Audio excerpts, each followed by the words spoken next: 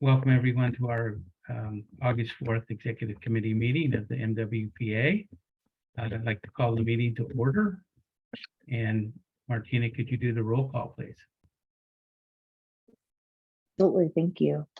We have Chair Rodani. Here. Member McMillan. Here. Member Going.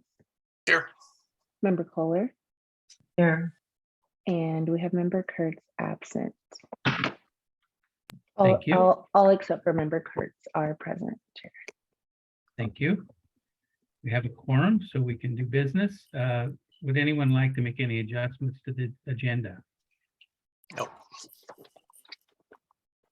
right, hearing none, we'll move to open time for public expression.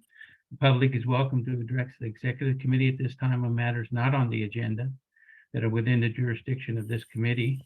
Please be advised that pursuant to Government Code Section 54954.2, the committee is not permitted to discuss or take action on any matter not on the agenda. Comments may be no longer than 3 minutes and should be respectful to the community. Please silence your cell phones during the meeting and mute your microphones when not speaking. Anyone in the public, Martina, that wants to address us today? This time, if there are any members of the public wishing to speak on items not on the agenda, please raise your hand in the reactions. And I see no hands. Thank for you. public comment.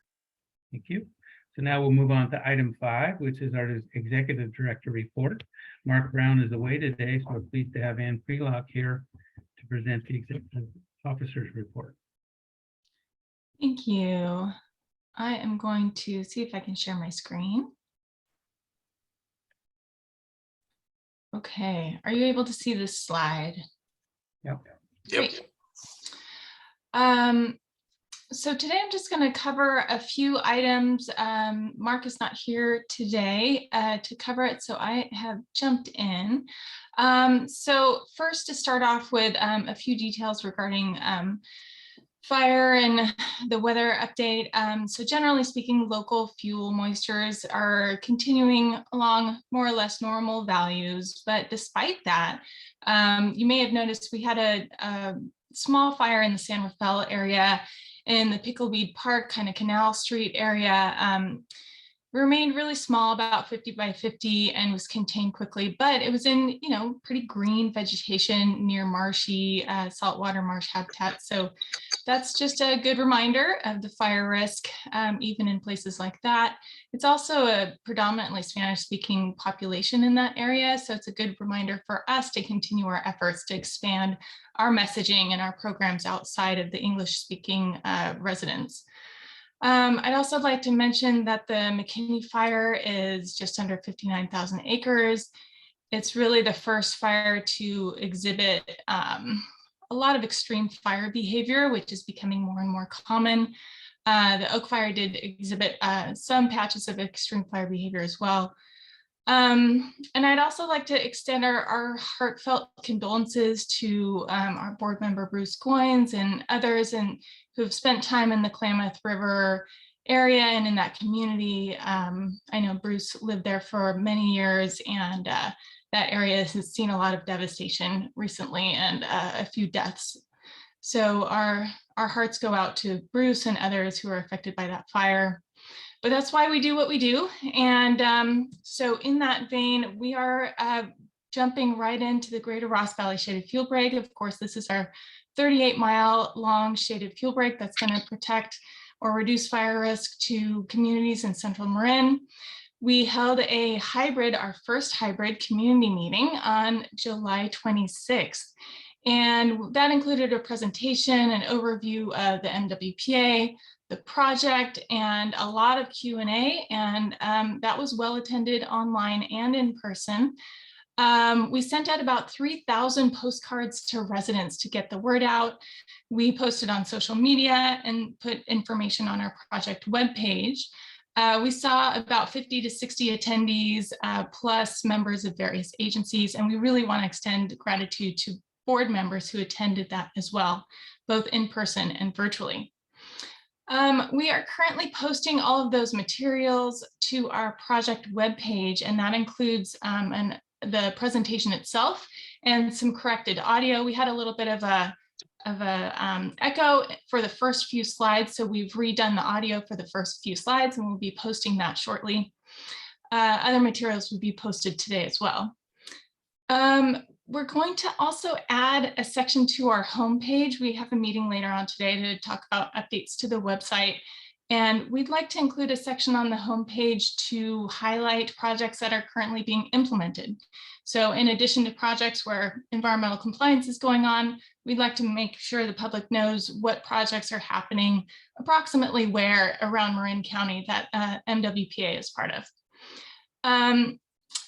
So in addition to that public meeting for the Greater Ross Valley Shade Fuel Break, we have a field trip scheduled for August 17th. We're going to post some information on the project webpage there so that we can have folks RSVP to an email and get an idea for how many folks are interested in attending, especially since it'll overlap some open space district lands. And we want to make sure the rangers have a good idea of how many people are attending and they can help us out that day. We also held a crew and crew leader training for this project. We're really excited to get about 50 people attending. And we talked about biological resources, cultural resources, botanical wildlife, erosion, issues, project boundaries, etc. Really went through the gamut of the things that the crews and the crew leaders need to know. We had brochures, we had a Spanish translator. So a lot of time spent out in the field this week, making sure everybody knows what is required of them out in the field as they start implementing the Greater Ross Valley Shade Fuel Break. So exciting stuff there. The last thing I want to touch on is our partnership with the good folks at OneTam. We're working on a regional priority plan within the framework of the Regional Forest and Fire Capacity Program, or RFFC program. Without going too deep into all of the acronyms, this program provides block grants to regions of the state who can organize and form partnerships and really develop a list of prioritized projects for that region to improve forest health and reduce risk of wildfire. So in our region, the California State Coastal Conservancy plays a major role in that process. And we're really excited to be working with OneTam partners on this effort, and we'll keep you apprised as things move along. And that's it for me. Thank you, Ann. So questions from executive committee members. Julie.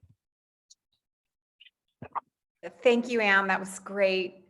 Just a question on the materials that were shown to the crew and the crew leaders on August 2nd. I would be interested in taking a quick look at those if that's possible. Yeah, absolutely. We have brochures that we've developed, kind of general brochures and project-specific brochures highlighting photos, sensitive plant and animal species, what to look for in the field in terms of cultural resources, things like that, nesting birds. And so be happy to share all of that information with you. Thank you. Mm-hmm. Bruce?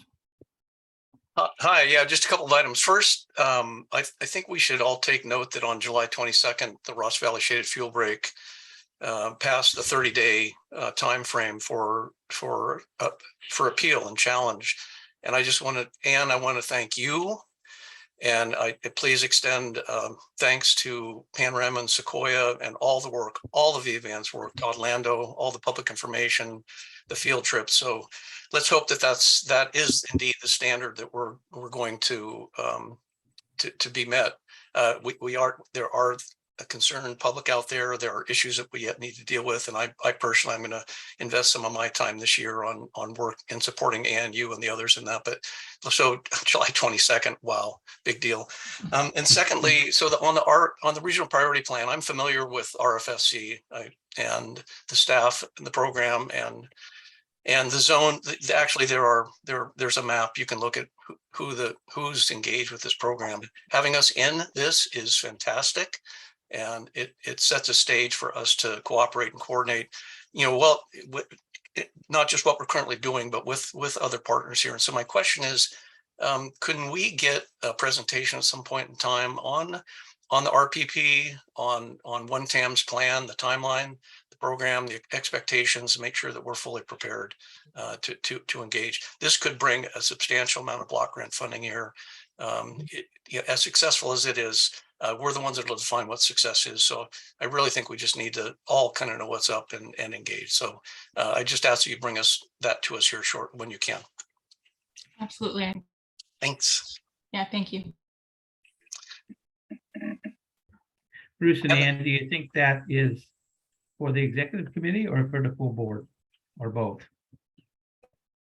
Or or some other method? I think that Ann and Mark, the thing just that as sooner they can get their hands around the timeline, the expectations, the level of involvement, perhaps bringing it to us here first would be timely. But if that's not timely, if it's getting in the way of things, let's just raise it right up to the full board. We want our ATC and ops and all. So I just at their discretion, Dennis, from my perspective. Thank you. Barbara, welcome, Barbara. Yes, thank you. I've been sitting in this chair for 7 hours already, had a late council meeting, but I'd like to say, Fairfax. The materials that you're going to share with Julie, and I think those would be helpful for me to take a look at, and maybe other members of even the board. I'm not sure how concise they are, but that's the kind of thing that we're grappling with right now as we see PG&E cutting swaths through Fairfax.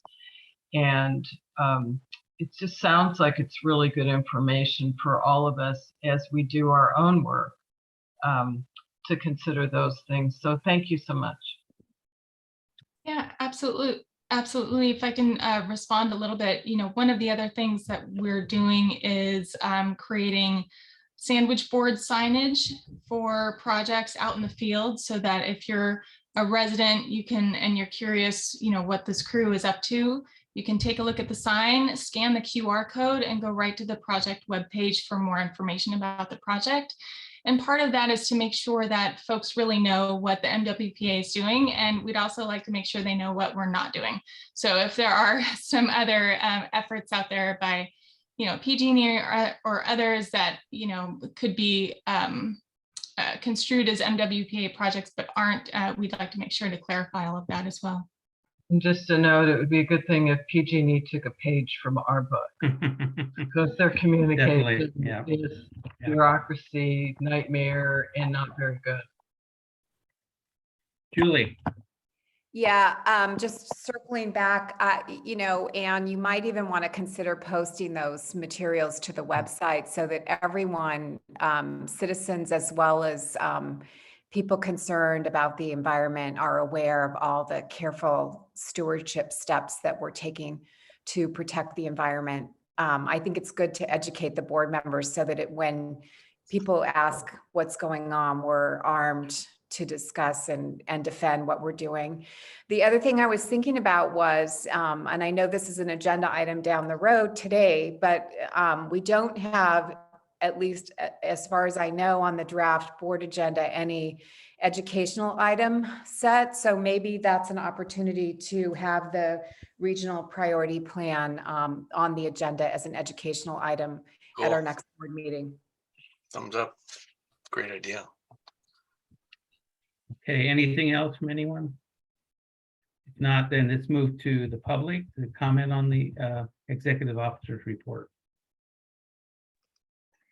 At this time, if there are any members of the public wishing to speak on the executive officer's report, please raise your hand in the reactions. And I see no hands for public comment. Okay, going to bring it back to the committee for any further discussions or comments. There's no action that's required on this item. I would just comment that I thought the workshop was in the Ross Valley Shaded Fuel Bank was really well done. Other than the glitches to start, I just think it was just presented really well. And one of my staff members actually attended, and he said, boy, that was really good. It really was educational. I understood what they were talking about, which is sort of unusual sometimes with government entities. So well done, Anne. Appreciate it. Anyone Thanks so else? much. All right, we're going to move on then to item 6, which is our consent calendar. And there's opportunity for public discussion at the beginning on consent items. And the committee may approve the entire consent calendar with one action or may remove items for separate discussions or vote. Does anyone want anything removed? I think there's only one item on the consent calendar today, so looks like we can move forward. So I'll take public comment now. Martina, please.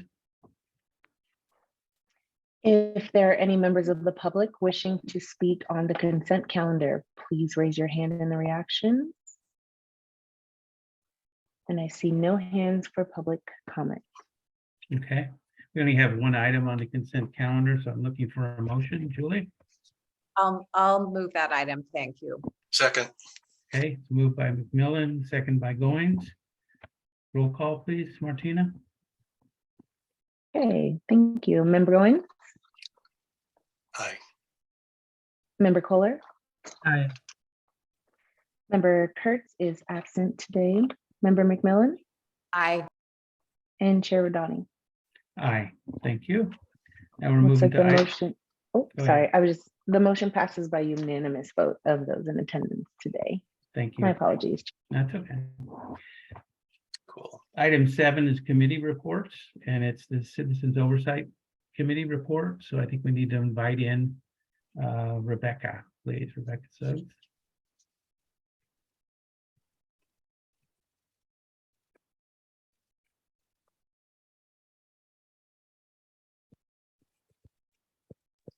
Okay, and she should be coming in just a There moment. she is. here. There she is. Sorry, y'all, trying to get to my buttons here. Okay. Thank you for giving us time to speak, and nothing big or oh wow this week. I want to say thank you though publicly to this committee and the broader board for your comments on our annual report. It helps us to know what to do for next time. So thank you. And we are starting for next time already. So our meeting this last week, we are starting to form the subcommittees to work on the annual report for 21-22. Yeah. So nothing else new going on yet. Thank you. Thank you, Rebecca. Any questions from executive committee members? Okay, seeing none. Martina, would you text the public, please, for public comment? If there are any members of the public wishing to speak on this item, please raise your hands in the reaction. And I see no hands for public comment. Okay, I'm going to bring it back to the executive committee and no action is required. I think just we want to thank you, Rebecca, for all the good work. Hopefully you had a month of breathing time so you can get started again. So Only barely, but thank you. thank you. Any other comments from committee members? All right, we're going to move on to agenda item 8 and the board of directors agenda review. And Anne's going to take us through that. Sure. I don't have slides for this today. I'm just going to run through what is slated for the agenda. It's a fairly light agenda. The consent calendar includes, of course, the minutes from the previous meeting and discussion and adopt a resolution to allow for virtual board and standing committee meetings in compliance with AB 361. Resolution to accept the CAL FIRE fire protection grant for the Greater Ross Valley Shaded Fuel Break. This will help with project implementation for this project. An exciting item, $3.25 million. Executive Committee and Finance Committee memberships due to Sashi McEntee leaving the board. And then our usual staff reports. The action item is proclamation for appreciation for Sashi McEntee in her time on the board. and then committee reports and information items. And Julie suggested an information item related to the forest planning efforts. So that's something that we could discuss and potentially add. Thank you. Any comments or questions from the executive committee? Barbara, thank you. Yeah, so Sashi is no longer a member of the board. I suggest we put the proclamation up first. You know, she's working, and usually in most town councils, we do proclamations first so people don't have to wait through. So I would suggest we move that up right away so she can be on and get back to work. Julie? Yeah, and Sashi is now not using the last name McEntee. She's using Sabaratnam. So perhaps we can amend the agenda as well as the proclamation to reflect her current last name. So Thank you. note, I wrote 99% of the proclamation, and I put both names because that's how we know her here. So I put both names on there. You know, Barbara, whatever Sashi prefers, really, I think is what we should do. I've asked her about it since I helped her pack. Barbara, would you like to present the resolution on behalf of the board that you wrote it? Well, I wrote 99% of it. I would be Okay. happy to and honored to. Thank you. Bruce? Yeah, just real quick on the Executive and Finance Committee, and with Sashi having moved on, this is just a process question, perhaps in our bylaws, but Dennis, you're the new president now, and we're 2+ years into operations now. Is there some point at which we would shuffle the deck a little bit and give other board members an opportunity to experience the pleasures of the Finance Committee meeting and this wonderful body? So that's my question. Yeah, no, actually, that is my intent, Bruce. Okay. But given the rules that we have to deal with, JPA rules we have to deal with, it's really hard to just shuffle the deck because we have restrictions about who have to be on certain committees. So, but we will make a couple changes, recommended changes at the board meeting.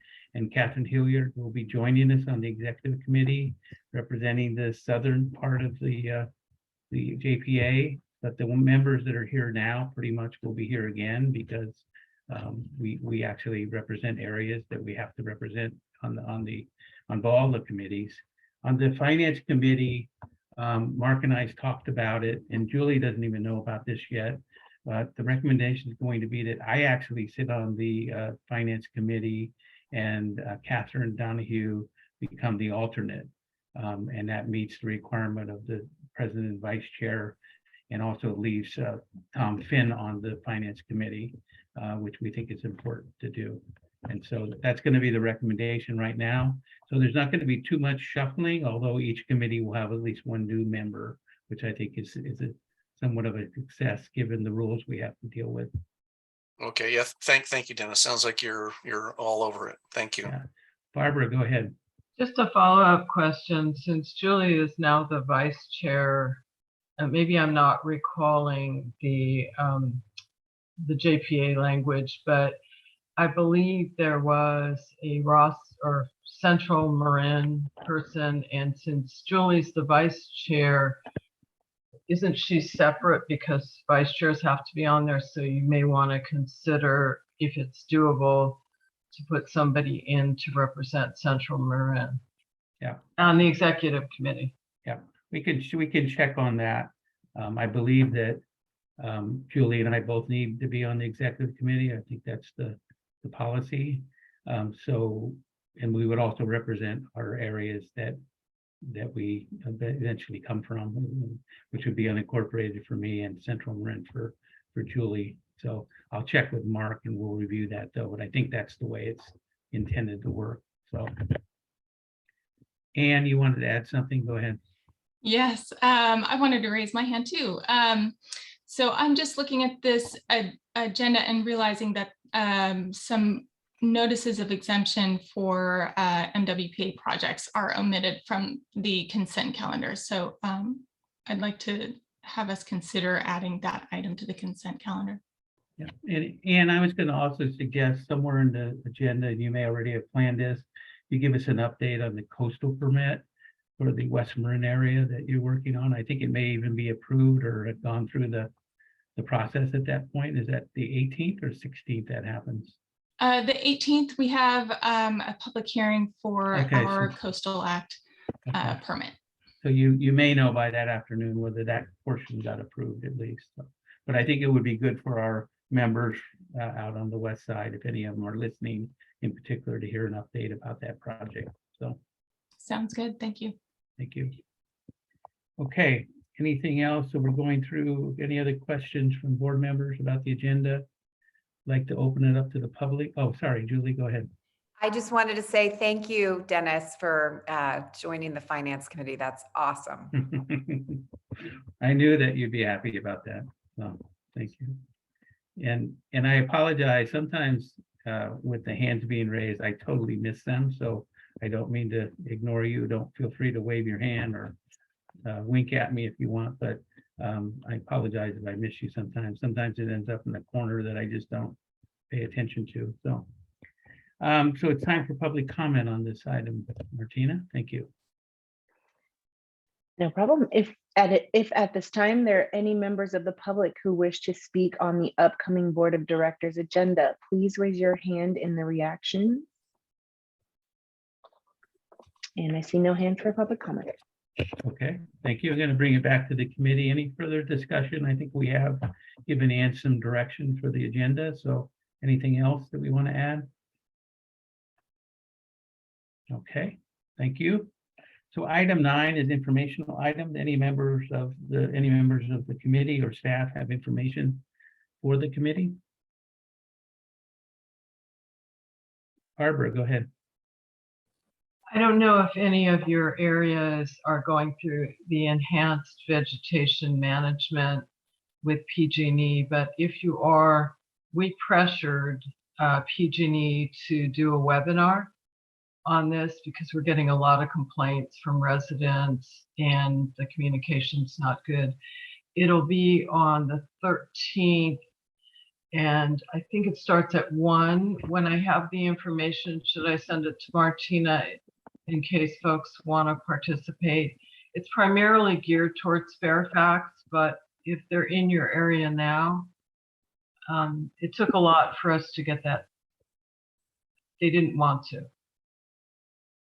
Yeah, thank you. Thank you, Barbara. I appreciate that. And that would be useful to share with the board members. So if not for nothing else, to know that there's other work going on out there besides MWPA work that is really being badly communicated to the public. And so unfortunately, we're going to get caught up in that at some point. So just understanding what PG&E is doing is helpful. I've had to ask them to stop work in the CASHO because their communication was so terrible. And in some cases, landowners felt threatened by their contractors. And so we're having a meeting in a week or two with that community. I've had a pre-meeting with PG&E. It's very clear to me that inner departments don't know what the other departments are doing. And that's been part of the communication where they're doing major tree removal to protect the lines that they're going to bury next month in the ground. And so there's just a lot of questions about what they're doing, and they're really struggling, PG&E, at this point. I'm just fearful that at some point they're going to say, okay, we're just going to go away. You don't want this. And that's going to be their information to the CPUC. But well, these communities decided they didn't want us to do this. And so we're going to go spend our resources somewhere else. And I don't think that's a good outcome either. So I think, thank you, Barbara, for organizing, or your part in organizing that, because I think we have to help them communicate better. That's the only way this is going to work for everyone. So. And just one follow-up, I think you mentioned we'll get caught up in it. There will be folks who think that it's us. And I did talk to Jason Weber about this. He said, they hire out-of-state contractors. They just top the trees. Out where I live, they took out 4 redwoods. They just topped redwoods, and then they left the redwoods on the other side that are mixed up in the line. So there's no rhyme or reason. And the other thing they do is they leave the down trees if they cut a tree on your property. And if you're not there quickly, you've got to pay to remove it, as you know, is thousands. But they did come up with a communication strategy, but I can tell you it's not good. It's so complicated. And I asked them, could you have one 24/7 line? Could you have one complaint line, an online complaint? No. So, you know, they are really the ultimate bureaucracy. And anyway, once we get a better information on it, I'll send it to Martina, who can circulate it to the board members. And it may be helpful. I'm not sure, but we can always hope. And maybe you can ask for one in your area as well. Thank you, Barbara. So we're gonna, anything else from committee members? Doesn't look like we go to the public on this item, so we're gonna go to requests for future agenda items.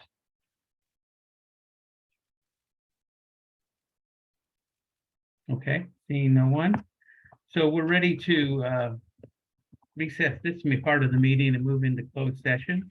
But I want to give an opportunity for anyone in the public to comment, and the closed session is related to the executive committee will conduct a conference related to the executive officer with labor negotiator Gene Boneditter, pursuant to Government Code 54957.6.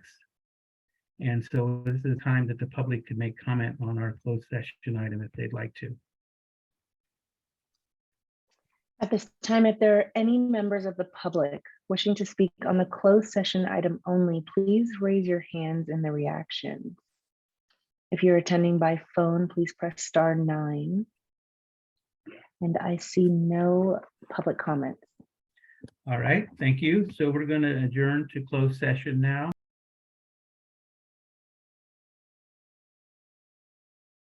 So now I'll repeat, we met in closed session as noted on the agenda, and no reportable action was taken in closed session.